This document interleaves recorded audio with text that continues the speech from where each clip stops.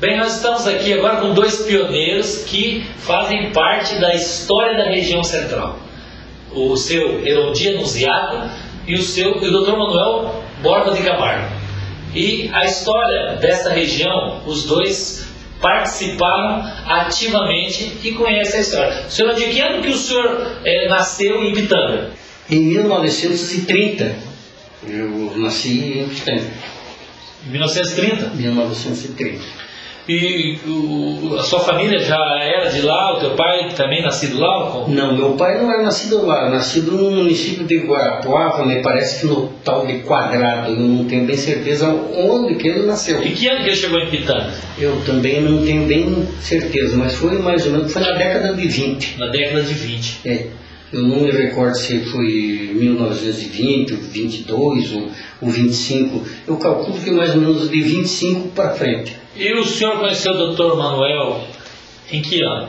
Em 1952, quando ele era acadêmico de Direito e veio como solicitador acadêmico, veio para Pitanga procurando já com certeza se firmar como advogado, e até hoje eu sei que ele permanece em Pitanga e trabalha lá. Eu trabalhei com ele, que eu na época era oficial maior do cartório do Civil e Comércio de Tabelionato em Pitanga. Então conheço desde essa época e tive a grande satisfação de poder trabalhar com ele como advogado ou como escrivão. Senhor Ondi, em que ano que o senhor começou a trabalhar no cartório em Pitanga? Foi em 1951. Em 51 o senhor começou a atuar no cartório? Então antes do Dr. Manuel chegar a Pitanga? Agora estou meio perdido, que não me recordo bem se foi 51 ou 52, eu acho que foi 51 mesmo. Deve ter sido em outubro, por aí assim, de 51. E o que o cartório da época atendia, as coisas que ele mais atendia em Pitanga? Era o cartório? Era o cartório do Civil e Comércio, todas as ações passavam por esse cartório. Ações ações não criminais, ações cíveis. E atendia também o tabelionato. O tabelionato era anexo, tabelionato e Civil e Comércio. Sim, quais as pendências que mais aconteciam, que eram levadas para serem discutidas no cartório da época? Tinha tanta coisa, mas uma das que eu me recordo que havia muito era a questão de terra. Lá em Pitanga? O Dr. Camargo deve lembrar, eu creio até que ele agiu em várias ações que se relacionava com terra, que tinha lá o tal do grilo do tigre, e como tinha aqui a da fazenda Ubá, tinha a fazenda, acho que o Bazinho, que pegava aqui Manuel Ribas, eu não me recordo bem a divisão aqui, mas sei que tinha a fazenda Ubá, que era para cá, e tinha lá o chamado grilo do tigre, que foi terminar lá. Me lembro até o juiz Levino Torres foi o juiz que deu o cheque-mate na ação. Na questão. E na questão, o município de Pitanga, ele abrangia toda essa região central? Abrangia Palmital, Santa Maria, e aqui São João do Ivaí, toda essa região aqui era Pitanga, e mais do que isso. Pitanga, isso foi até 1947, pegava toda a região de Campo Mourão também. Daí foi desmembrado o Campo Mourão em 51, 52, que fui trabalhar no cartório, daí a comarca já estava menor, porque não pegava mais o Campo Mourão. E essa é uma das razões que falava-se muito que aconteceu um crime horroroso, coisa, então ficava... Onde foi? Foi em Pitanga, mas era uma comarca de Pitanga que era grande demais, né?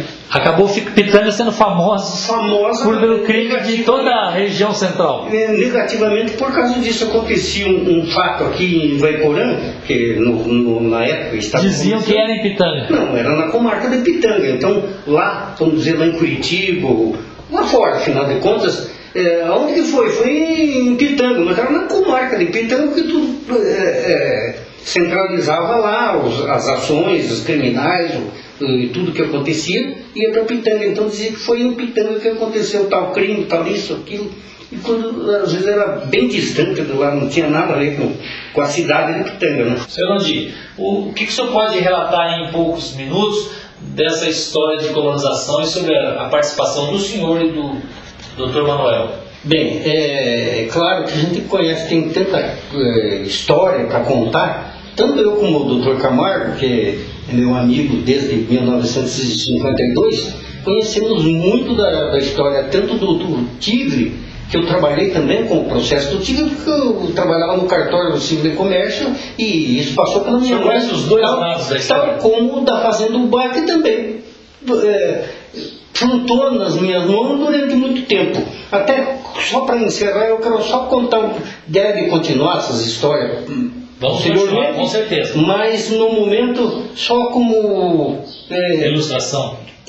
Eu quero contar que o processo do Tigre, no dia que foi queimado, no dia anterior o juiz pediu o processo e levou para o hotel onde ele estava, Dr. Basílio Fuch, e queria dar uma olhada para ver o que podia fazer em benefício daquela gente que estava sofrendo lá e que estavam começando a medir, tinha lá os engenheiros, o agrimensores, o coisa que eu valha, um aparelho lá na cidade, coisa, e estava aquele movimento. E daí eu não vou contar mais a história lá para frente, mas só que no dia anterior ele pediu o processo para ver o que era possível fazer.